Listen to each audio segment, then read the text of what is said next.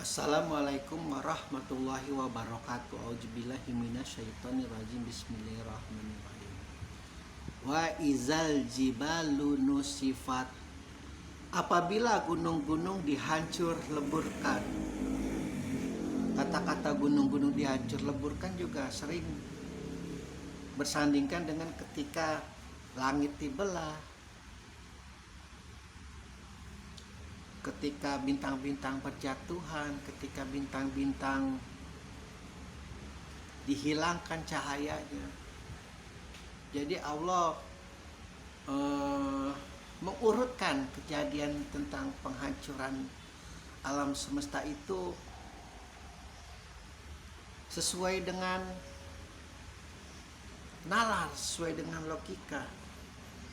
Kalau di dalam surat Al-Mursalat ialah apabila bintang-bintang dihapuskan cahayanya dan lalu kemudian langit dibelah, lalu kemudian gunung dihancur leburkan. Tidak ada yang tidak bisa untuk dikaji, untuk diteliti, untuk lebih dipahami tentang seluruh ayat-ayat di dalam Al-Quran, termasuk pun di surat Al-Mursalat ini. Kalau definisi bintang adalah sebuah planet, sebuah benda yang memiliki cahayanya sendiri, maka matahari itu termasuk bintang. Kalau Allah sudah menghilangkan cahaya matahari, cahaya bintang-bintang yang lain, lalu kemudian gaya gravitasi mereka tidak memiliki lagi, mau gak mau akan menghujani langit di atas kita, akan terbelah. Dan ketika yang besar-besar itu jatuh ke dalam bumi, jatuh ke dalam atmosfer, masuk ke dalam bumi, ya sudah otomatis. Secara logika itu nanti yang besar-besar itu akan menghancurkan gunung-gunung yang luar biasa besar itu. Matahari itu bisa ribuan kali besarnya daripada bumi. Dan dengan teknologi yang mereka miliki sekarang, entah itu NASA, entah itu apapun itu bentuknya luar angkasa, penelitian mereka ada ribuan, ada jutaan, ada miliaran bintang-bintang yang lebih besar daripada bumi. Jadi bukan suatu hal yang tidak mungkin terjadi ketika Allah mengatakan gunung-gunung dihancur leburkan.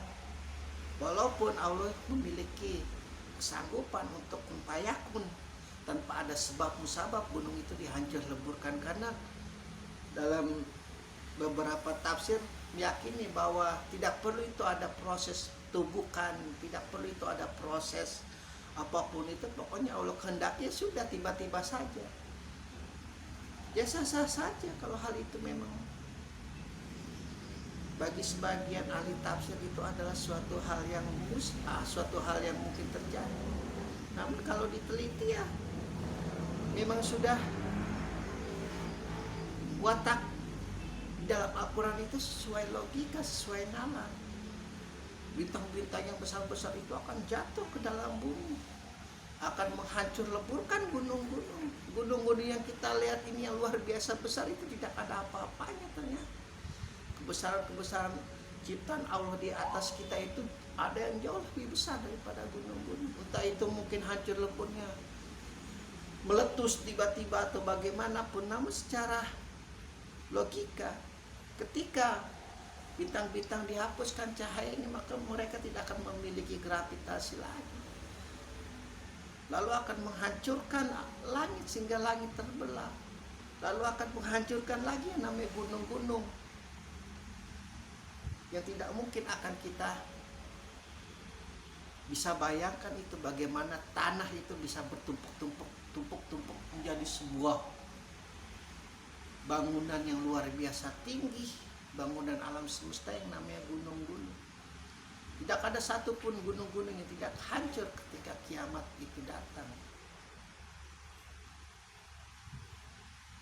Kebesaran Allah itu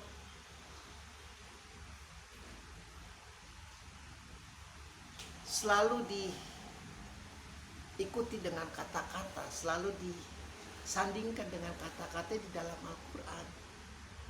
Allah itu ingin memperkenalkan dirinya, dia itu maha besar, dia itu maha segalanya. Makanya ketika Al-Quran menantang seluruh kaum jin dan manusia untuk membuat satu ayat saja, maka itu artinya bukan hanya dalam satu kata, namun dalam seluruh logika, dalam seluruh kajian. Allah tantang itu. Adakah apa yang Muhammad ceritakan tentang kiamat itu? Adakah yang mampu bersanding dengan Al-Quran, selevel dengan Al-Quran tentang kehancuran alam semesta, tentang bagaimana proses yang sudah sering kita huraikan, tentang bagaimana proses penghisapan, penerimaan kitab-kitab dan lain sebagainya, yang terus terang saja sudah lumayan bosan itu mengulang. Namun ternyata memang seperti itu kerjaannya Muhammad dahulu, karena mereka tidak tahu. Terus diulang tentang kiamat, terus diulang tentang kiamat. Bagaimana nanti terpecah belah, ada yang percaya, ada yang tidak. Dan sebagai konsekuensi kita sebagai orang Islam, ketika di dalam kartu penduduk kita itu ada tulisan agama Islam, iman Islam, keyakinan Islam, maka mau tidak mau apa yang di dalam Al-Quran pun harus kita yakini, harus kita pahami, harus kita peduli. Kalau tidak, ya bagaimana?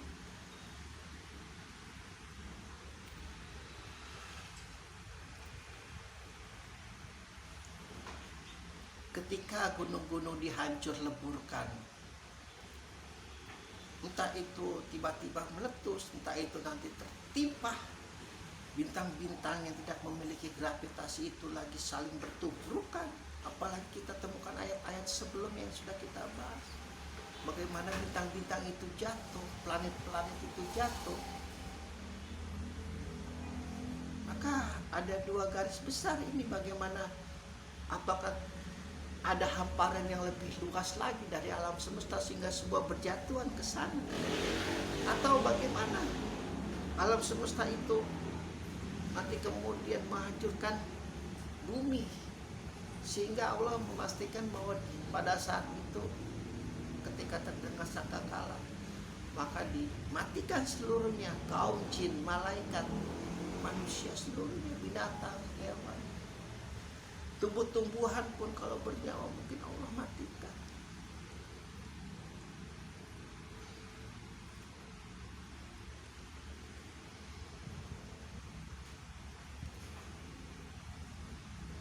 Suatu hal yang sangat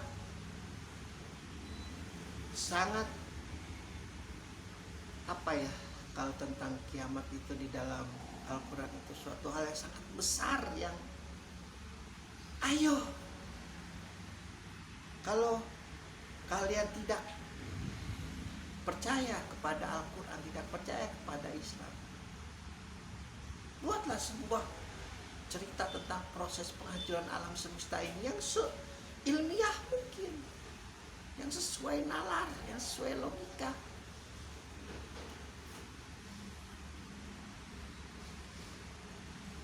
Tidak akan mampu. Kitab-kitab yang lain pasti akan malu menuduh kalau mereka itu adalah makhluk, karena diyakini juga sebagian ahli tafsir, apalagi yang bermadzhab Syiah, itu kata-kata di dalam Al-Quran itu adalah makhluk. Kelak mereka akan bersaksi, oh si fulan setelah membaca Al-Quran. Makanya ada cerita ketika mereka di dalam penghisapan, ketika mereka di dalam kubur, di alam barzakh, datang dalam bentuk yang rupawan, datang dalam bentuk yang luar biasa menyenangkan mata, menemani mereka dalam kesepian. Dan itu adalah Al-Quran, janji Allah. Salah satu syafaat di dalam Islam adalah Al-Quran namanya. Al-Quran itu ucapan Allah. Jadi Allah sendiri yang memberi syafaat kepada mereka. Alhamdulillahirabbil alamin.